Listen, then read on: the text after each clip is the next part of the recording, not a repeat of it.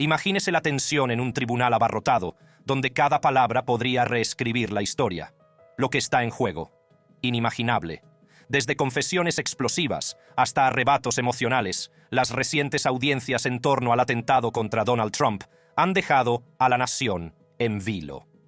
En este vídeo nos sumergimos de lleno en los momentos que conmocionaron al mundo. El director del Servicio Secreto admitiendo fallos críticos de seguridad. El director del FBI revelando impactantes fallos de inteligencia. Y los senadores lidiando con pruebas que sugieren la participación extranjera de naciones como Irán. Mientras las emociones se desbordaban, una pregunta se cernía sobre nosotros. ¿Cómo ha podido ocurrir esto? Y ahora, sin más preámbulos, empecemos. Confesión de faltas de la directora del Servicio Secreto. La sala de audiencias del Senado bullía de tensión cuando Kimberly Chittle, exdirectora del Servicio Secreto, tomó asiento. Había mucho en juego. Todos sabían que su testimonio sería explosivo, pero nadie estaba preparado para las bombas que estaba a punto de soltar. El intento de asesinato del expresidente Donald Trump había conmocionado a la nación, y ahora la verdad detrás de los fallos de seguridad estaba a punto de quedar al descubierto. Chittle comenzó con un tono sombrío, sus palabras cargadas con el peso de la responsabilidad.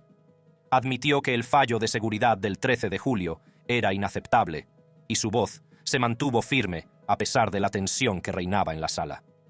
Fracasamos en nuestro deber de proteger al expresidente, y asumo toda la responsabilidad por ese fracaso. La sala se quedó en silencio, y la gravedad de su confesión se hizo sentir.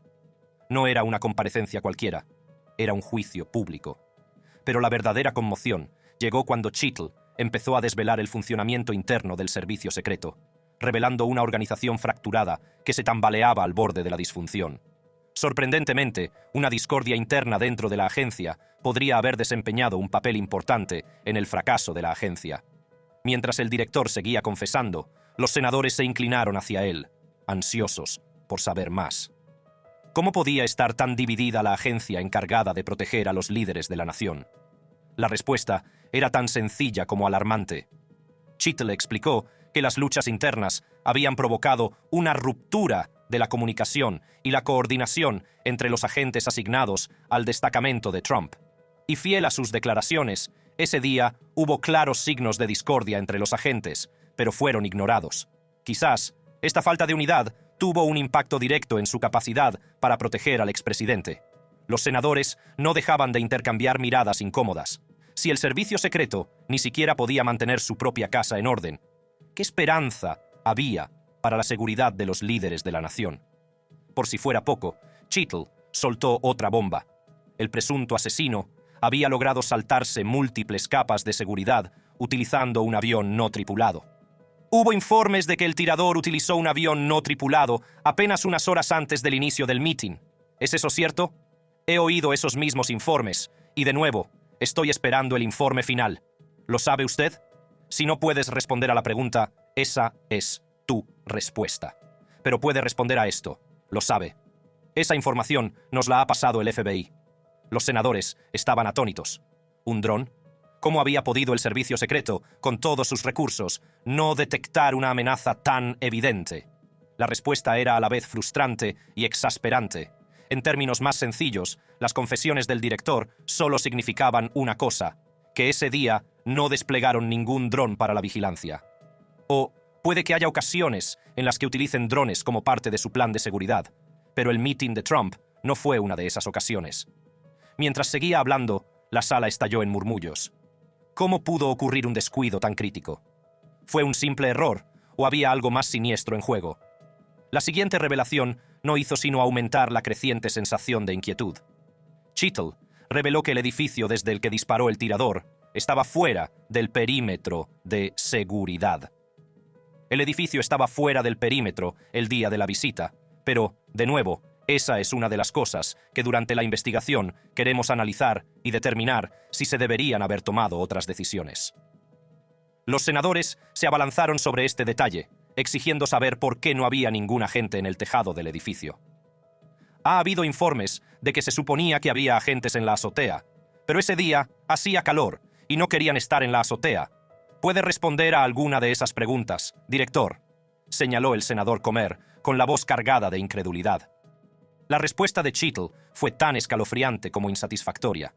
Había un plan en marcha para proporcionar Overwatch, y todavía estamos investigando las responsabilidades y quién iba a proporcionar Overwatch. La sala volvió a quedar en silencio, con las implicaciones de sus palabras flotando en el aire. ¿Cómo podía algo tan trivial como el tiempo haber puesto en peligro la seguridad de un expresidente? Y lo que es más importante, ¿quién sería el responsable? A medida que la audiencia continuaba, Cheadle reveló otro detalle inquietante: el uso de agentes temporales para la protección de Trump. Hay informes de que varios agentes asignados al mitin del 13 de julio eran agentes temporales, agentes no asignados, normalmente, al presidente Trump. ¿Es eso exacto?, preguntó el senador Comer. Y Cheadle respondió diciendo: con bastante frecuencia, señor, durante los actos de campaña, el servicio secreto utiliza agentes de HSI o del Departamento de Seguridad Nacional. Los senadores estaban atónitos.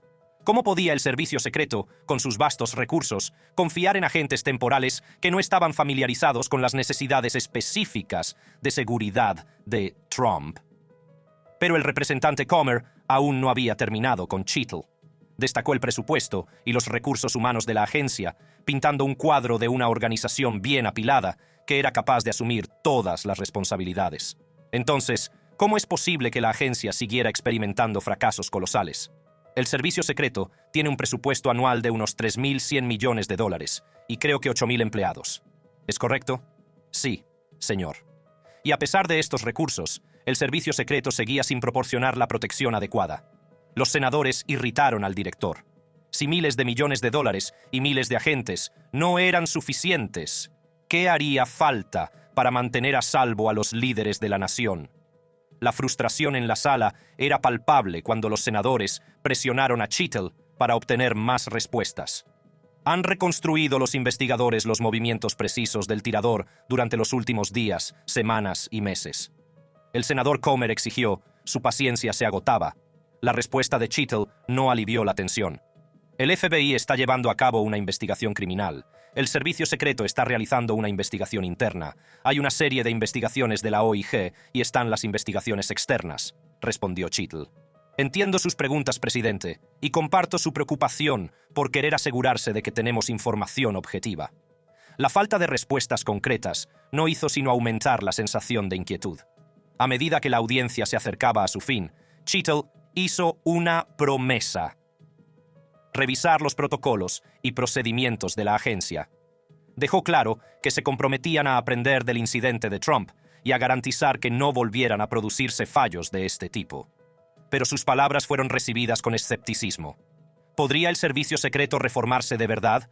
¿O eran solo promesas vacías destinadas a aplacar a un público indignado? Cuando Cheadle abandonó la sala de audiencias, el peso de su confesión flotaba en el aire. Los chocantes detalles que había revelado habían puesto al descubierto profundas deficiencias en la agencia encargada de proteger a los líderes de la nación. Y estaba claro que era necesaria una reforma integral para restaurar la confianza del público. Pero mientras la nación se enfrentaba a la inquietante realidad de lo cerca que había estado de perder a un expresidente, persistía una pregunta. Si el servicio secreto no podía proteger a Donald Trump, ¿a quién podía proteger? El director del FBI revela los fallos de los servicios de inteligencia. El ambiente en la sala de audiencias del Capitolio era electrizante, con una palpable sensación de expectación en el aire.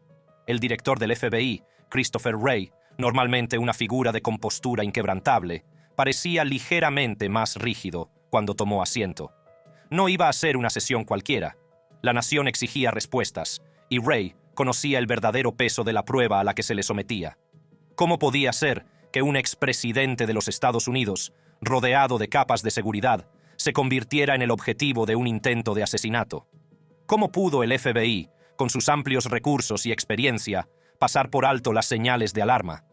No eran solo preguntas de legisladores preocupados, eran las preguntas que se hacían todos los estadounidenses. Y eran preguntas que Wray pronto tendría que responder. El intento de asesinato de Donald Trump tuvo lugar durante un mitin el 13 de julio, un día que ahora se siente marcado en la historia. el tirador ejecutó su plan con una precisión que parecía casi surrealista. Y, sin embargo, el aspecto más asombroso de este ataque no fue la precisión, sino, más bien, las evidentes lagunas de inteligencia que permitieron que se desarrollara. Imaginen la escena. Un mitin, lleno de miles de simpatizantes, sin saber que por encima de ellos, un avión no tripulado se cernía silenciosamente, capturando cada detalle. Durante 11 minutos, el dron vigiló la zona, sin que los organismos encargados de proteger al expresidente se percataran de su presencia.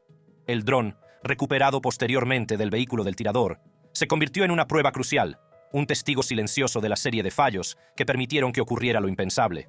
Cuando Ray testificó, confirmó lo que muchos temían.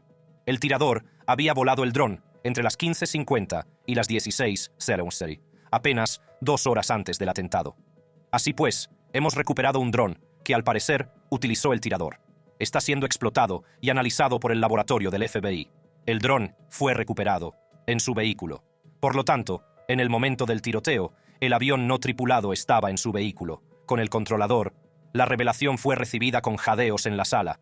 ¿Cómo pudo pasar desapercibida una amenaza tan flagrante? ¿Sabes a qué hora del día lo voló? ¿Y si lo voló en el día? Y así, además, parece que sobre las 15:50, 16:00 en esa ventana, el día del tiroteo, que el tirador estuvo volando el dron por la zona. El propio director parecía inquieto, reconociendo el fallo en la vigilancia que permitió a este dron operar sin ser detectado. Pero el dron fue solo el principio de una cascada de errores. Dentro del vehículo del tirador, los investigadores descubrieron 3 artefactos explosivos, 2 en el coche y 1 en su residencia. Así que, de nuevo, el laboratorio del FBI está explotando esos artefactos explosivos. Hemos recuperado 3 dispositivos, 2 en su vehículo y 1 en su residencia. Aunque rudimentarios, estos dispositivos eran capaces de ser detonados a distancia, un escalofriante recordatorio de la devastación potencial que podría haber ocurrido. El laboratorio del FBI está ahora analizando meticulosamente estos explosivos, reconstruyendo las intenciones del tirador y el impacto potencial de su plan. El director Ray reveló a continuación un detalle que, aunque tranquilizador en cierto modo, subraya la gravedad de los fallos de inteligencia. El tirador tenía receptores para los artefactos explosivos en su vehículo y un transmisor en su persona. Sin embargo, debido a la posición de encendido y apagado de los receptores, los artefactos no habrían detonado desde el tejado en el que se encontraba el tirador. Yo diría que se trata de artefactos relativamente rudimentarios, pero tenían la capacidad de ser detonados a distancia. Este tecnicismo, aunque afortunado, puso de manifiesto una importante laguna en los protocolos de seguridad que dejaba la puerta abierta a un posible desastre.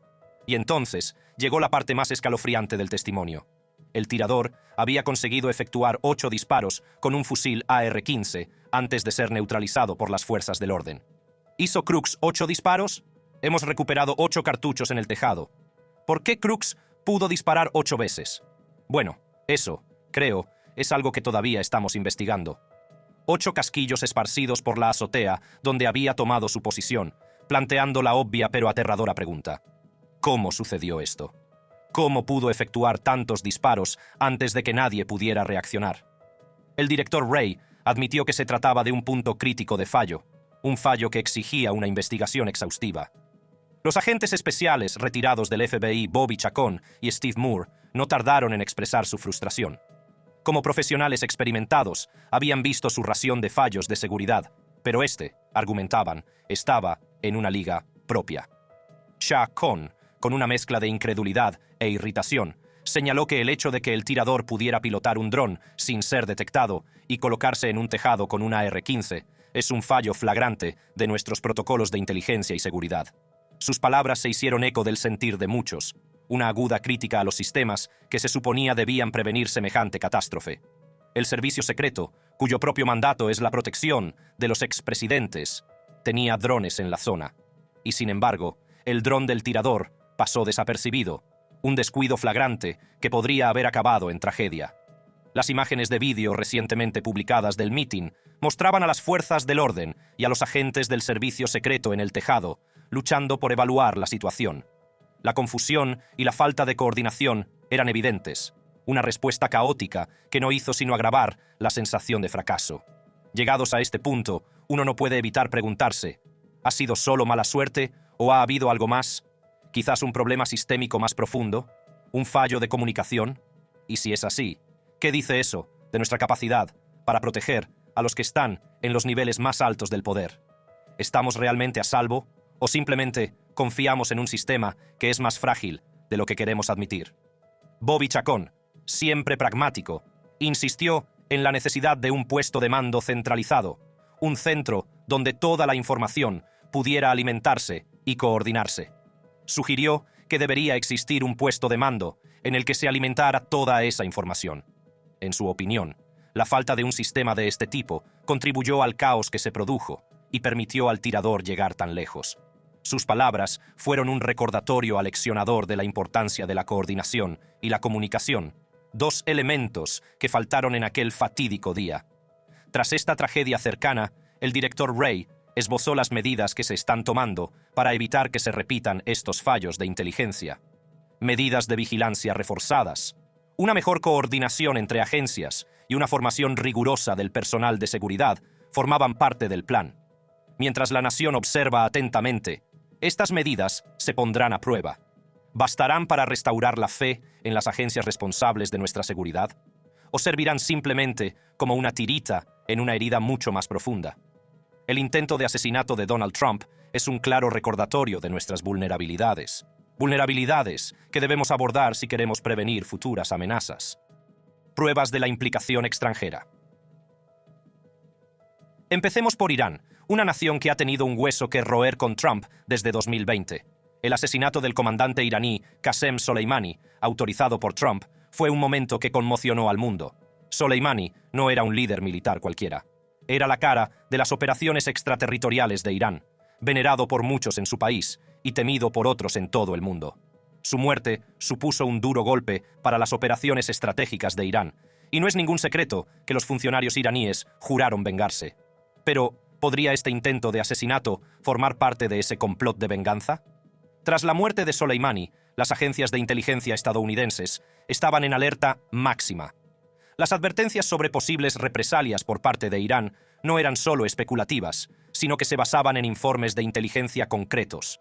El Departamento de Justicia, la CNN, Fox News y la CBS señalaron la posibilidad de un ataque de represalia. Se sabe públicamente que Irán es una amenaza para Donald Trump. Hay riesgos de amenaza para John Bolton, el exsecretario de Estado Pompeo y Donald Trump, porque han indicado que quieren asesinarlos como represalia por el asesinato de Soleimani. Eso es para Irán una amenaza generalizada.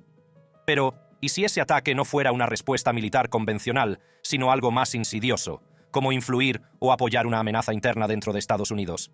El exdirector Chittle del Servicio Secreto testificó recientemente ante el Senado, arrojando luz sobre los fallos de seguridad que permitieron a un joven de 20 años entrar en un local de Pensilvania con un arma y disparar contra Trump. La pregunta que se plantea aquí es, ¿fue un acto de violencia cometido al azar por un pistolero solitario o hubo algo más? ¿Es posible que este joven fuera un peón en un juego más grande orquestado por potencias extranjeras? ¿Podría un asesino iraní u otro agente extranjero haber manipulado los acontecimientos para crear esta oportunidad? Director Chittle, es un asesino iraní más capaz que un joven de 20 años. Entonces, creo que hemos reconocido que hubo lagunas y un fallo ese día. Es casi cómico pensar que un joven de 20 años podría tener éxito donde asesinos experimentados podrían fallar. Pero la verdad es que las brechas en la seguridad ese día eran lo suficientemente amplias como para conducir un camión a través de ellas. El director Wray del FBI se puso lívido cuando descubrió que la evaluación de amenazas para la aparición de Trump en Pensilvania no consideraba adecuadamente la posibilidad de un ataque iraní. En un momento en que Estados Unidos se enfrenta a su mayor nivel de amenaza desde el 11S, con terroristas que supuestamente cruzan la frontera sur, el descuido es tan alarmante como desconcertante. El enfado de Wray no está fuera de lugar. La comunidad de inteligencia ha sido clara. Estados Unidos se encuentra en un entorno de mayor amenaza. Grupos terroristas como ISIS y Al-Qaeda no han desaparecido. Simplemente se han adaptado. y con los informes de inteligencia que sugieren que los operativos de estos grupos ya podrían estar dentro de las fronteras de EE. El riesgo no es solo teórico, es muy real. Entonces, ¿actuó realmente solo este joven tirador? ¿O era la punta de un iceberg que apenas hemos empezado a ver? La petición de dimisión del director Chittle es comprensible. Si Trump hubiera sido asesinado, el servicio secreto habría estado en el centro de una tormenta como ninguna otra. El hecho de que el tirador solo fuera neutralizado cuando ya había disparado contra Trump es una acusación condenatoria contra los protocolos de seguridad vigentes. Pero no perdamos de vista el panorama más amplio. La posible implicación de entidades extranjeras en este incidente podría señalar una nueva fase en la intromisión internacional en los asuntos de Estados Unidos, que va más allá de los ciberataques y las campañas de desinformación para llegar a las amenazas físicas directas. Hemos visto este tipo de injerencias antes, por supuesto. Las elecciones presidenciales de 2016 son el ejemplo más notorio, con el informe Mueller dejando al descubierto la sofisticada campaña de Rusia para inclinar el resultado a favor de Trump. Pero Rusia no es el único jugador en este juego.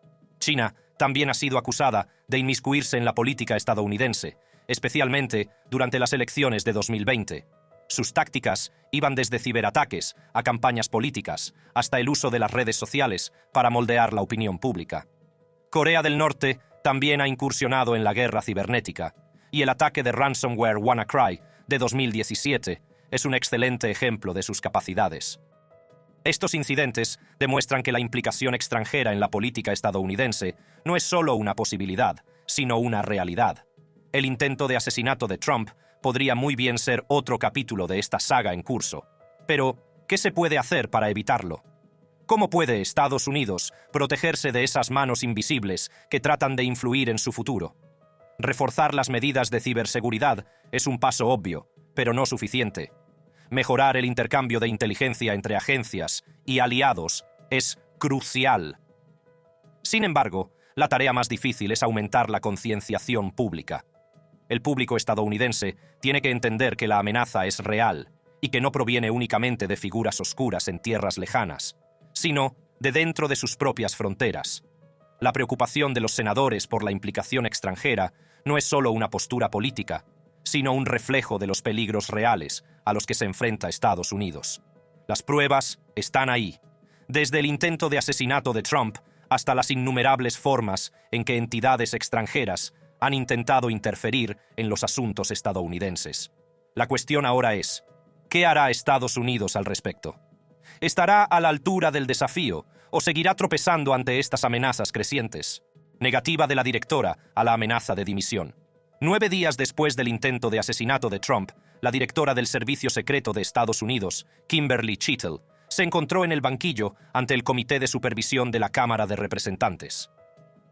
La comparecencia era muy esperada, no solo por los iniciados en política, sino por toda la nación, ansiosa por entender cómo pudo producirse una brecha de seguridad tan catastrófica.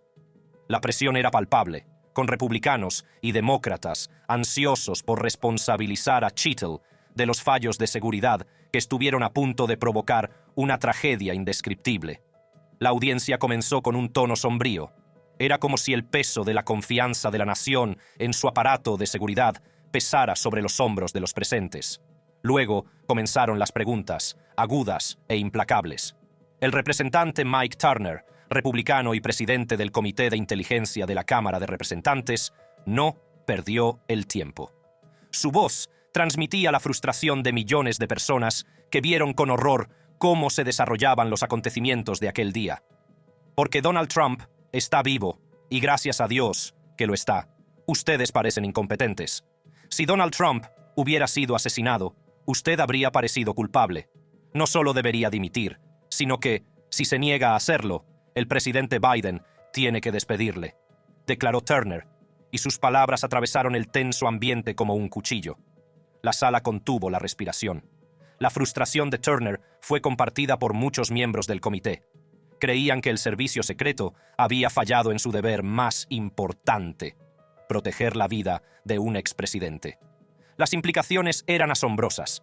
Si el servicio secreto no podía proteger a Trump, ¿Qué decía eso de su capacidad para proteger a otras figuras de alto perfil o incluso al actual presidente? El sentimiento no se limitaba a un solo lado del pasillo. La representante demócrata, Jamie Raskin, se unió al coro de voces que pedían la dimisión de Cheatle. «Esta relación es irrecuperable», declaró Raskin, con una voz teñida de una mezcla de decepción y resolución. El director ha perdido la confianza del Congreso en un momento muy urgente y delicado. Tenemos que superar esto muy rápidamente. La indignación bipartidista era palpable. Era raro ver a ambos lados del pasillo unidos con tanta vehemencia, y la unidad solo subrayaba la gravedad de la situación. Había mucho en juego, no solo para Cheatle, sino para todo el servicio secreto. ¿Podría la agencia recuperarse de una reprimenda tan pública y mordaz? A medida que aumentaba la tensión en la sala, Cheatle tomó finalmente la palabra. Como todo agente del servicio secreto, no eludimos nuestras responsabilidades. Permaneceré y seré responsable ante la agencia, ante este comité, ante el expresidente y ante el público estadounidense. Sus palabras eran firmes, pero las grietas de su armadura empezaban a aparecer. A pesar de la intensa presión, Cheatle se mantuvo firme. Admitió los fallos de la agencia, pero se negó a dimitir. Su compromiso de rectificar la situación y garantizar que un incidente así no volviera a repetirse era encomiable. Pero, ¿era suficiente? ¿Podría la determinación de una persona reparar la confianza rota de una nación? Las preguntas de la comisión se hicieron más implacables. ¿Cómo consiguió Crooks acercarse a menos de 140 metros de Trump con una línea de visión directa? ¿Por qué no había agentes del servicio secreto apostados en el edificio? ¿Por qué no se detuvo el mitin después de que Crooks fuera identificado como persona sospechosa? Son preguntas a las que necesitamos absolutamente tener respuesta, respondió Cheatle, pero su reiterada reticencia a dar detalles concretos, citando la investigación interna en curso, no hizo sino avivar la frustración del comité. La exigencia de transparencia por parte de la opinión pública era máxima, y las respuestas parecían frustrantemente inalcanzables. No confiamos en el FBI. La mayoría de este comité no confía en el FBI, continuó Turner, alzando la voz. Esperaba sinceramente que la audiencia de hoy diera no solo confianza al Congreso en el servicio secreto, sino que el pueblo estadounidense tuviera confianza en el servicio secreto. La frustración era evidente, y el peso de las expectativas de la nación flotaba en el aire. A medida que avanzaba la audiencia, el enfrentamiento político alcanzó un punto de ebullición. La negativa de Cheatle a dimitir a pesar de la abrumadora presión y las pruebas de sus fallos provocó una profunda crisis en la agencia. Las peticiones de dimisión arreciaron a cada momento, pero Cheatle se mantuvo firme y su desafío sirvió tanto de faro de determinación como de símbolo de la confusión de la agencia. Seguiré en la agencia y seré responsable ante ella, ante este comité, ante el expresidente y ante el público estadounidense, reiteró Cheatle. La repetición de su compromiso fue casi como un mantra, un esfuerzo por mantener a raya la tormenta. Pero, ¿era suficiente? El drama estaba lejos de terminar. El director del FBI tenía que comparecer ante el Comité Judicial de la Cámara de Representantes y la investigación sobre el intento de asesinato continuaba. La nación seguía con atención el desarrollo de la historia, ansiosa de respuestas, de responsabilidades y, tal vez, de una apariencia de cierre. Pero cuando se clausuró la audiencia, uno no pudo evitar preguntarse: ¿qué se dice de las instituciones de nuestro país cuando las mismas personas encargadas de proteger a nuestros líderes están sometidas a un escrutinio tan intenso? ¿Puede el servicio secreto restablecer la confianza que se ha visto tan profundamente quebrantada? Y lo más importante, ¿cómo hemos llegado hasta aquí? Los arrebatos emocionales de los senadores, el explosivo arrebato de la congresista Nancy Mace durante la audiencia del comité fue un claro retrato de las frustraciones de todos los ciudadanos estadounidenses. El encendido intercambio de palabras entre la senadora de Carolina del Sur y el director del servicio secreto, Cheatle, dejó atónitos a todos los presentes en la sala y a los espectadores. La senadora Nancy, conocida por su agudo ingenio y su firmeza, no perdió el tiempo y fue al grano. Director Chiat Dowell, el pueblo estadounidense está mirando y se pregunta si hay alguna pregunta que pueda responder hoy con sinceridad. Empezó, con voz firme, pero con un trasfondo de ira. Director Chiat Dowell, tengo una serie de preguntas muy concretas. Quiero respuestas muy específicas. La mayoría de mis preguntas van a exigir un sí o un no por respuesta. ¿Lo entiende? El director Chia Tal, visiblemente incómodo, asintió. Lo entiendo. La primera pregunta de Nancy fue una bomba. Ambos lados del pasillo han pedido hoy su dimisión. ¿Le gustaría aprovechar mis 5 minutos para redactar su carta de dimisión? ¿Sí o no? La sala se quedó en silencio mientras todos esperaban la respuesta de Chaitel. No, gracias, respondió Chaitel, con voz apenas audible. Pero Nancy no había hecho más que empezar. ¿Ha sido un fracaso colosal?, preguntó. ¿Sí o no? ¿Fue un fracaso colosal? Chaitel dudó, claramente luchando con el peso de la pregunta. Fue un fracaso, admitió. Nancy entrecerró los ojos.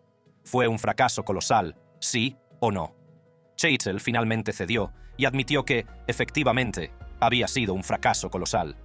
Las preguntas del senador no se hicieron esperar, cada una más intensa que la anterior. ¿Era evitable esta tragedia, sí o no?, preguntó Nancy. La respuesta de Chaitel fue un reticente sí. ¿Ha sido el servicio secreto transparente con este comité, sí o no? Nancy continuó. Sí, respondió Chaitel, pero Nancy no estaba convencida. Señaló que el comité tuvo que emitir una citación para que Chaitel se presentara, cuestionando la transparencia de la agencia. ¿Diría usted que el hecho de que hayamos tenido que emitir una citación para que usted comparezca hoy es transparencia, sí o no?, presionó la congresista Nancy. Chaitel intentó defenderse, pero Nancy le cortó el paso. ¿Sí o no?, exigió. Aunque las preguntas eran directas, Chaitel encontró la manera de mantenerse evasivo. La frustración de la senadora era palpable cuando acusó a Chaitel de ser deshonesto. «Hoy estás lleno de mierda. Estás siendo completamente deshonesto», declaró. Las palabras de la senadora fueron como puñales, atravesando las formalidades de la audiencia. La ira de Nancy no hizo más que crecer a medida que continuaba interrogando al director. Ha facilitado todas las grabaciones de audio y vídeo que obran en su poder a esta comisión, como le pedimos el 15 de julio, ¿sí o no?, exigió. La respuesta de Chaitel fue evasiva. Tendría que responderle a eso. Eso es un no, espetó Nancy. Está siendo deshonesto con este comité. Son preguntas importantes a las que el pueblo estadounidense quiere respuestas, y usted las está esquivando y hablando con generalidades. La sala se electrizó cuando la furia de Graham alcanzó su punto de ebullición. Hemos tenido que citarle para que esté aquí, y ni siquiera responde a las preguntas que le hemos formulado repetidamente para que responda a nuestras preguntas. Esto no es difícil. No son preguntas difíciles. El implacable interrogatorio de Nancy dejó al director Chaitel visiblemente conmocionado.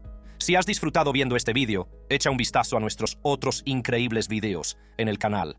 Gracias por verlo y nos vemos en el próximo vídeo.